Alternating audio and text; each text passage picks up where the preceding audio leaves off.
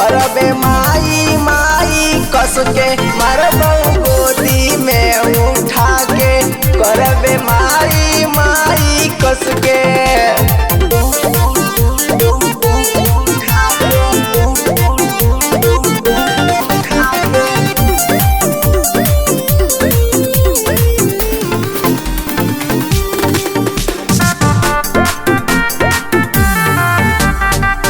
चार दिन से मौगी तू तो करही बहाना, गौआ जमाना सभे मरहु ताना।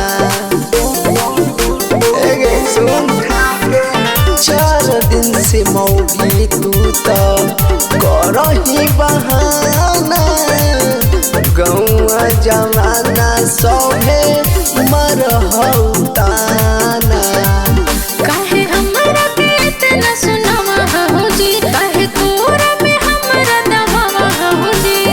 बुझाए राजा तानी हमरे परसनिया के। सुन मारबऊ गोदी में उठा के करबे माई माई कस के, मारबऊ गोदी में उठा के करबे माई माई कस के।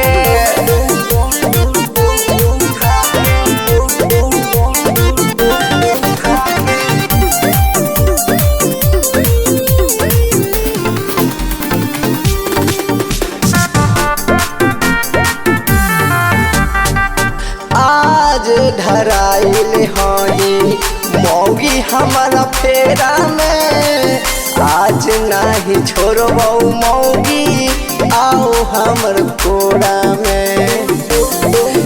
सुन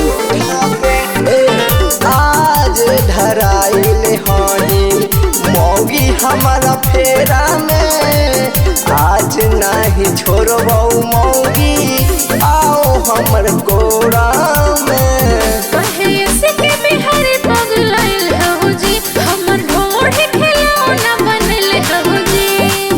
छोट राजा बात माना अपना मेहरिया के। सुन मारबऊ गोदी में उठा के करबे माई माई कस के, मारबऊ गोदी में उठा के करबे माई माई कस के।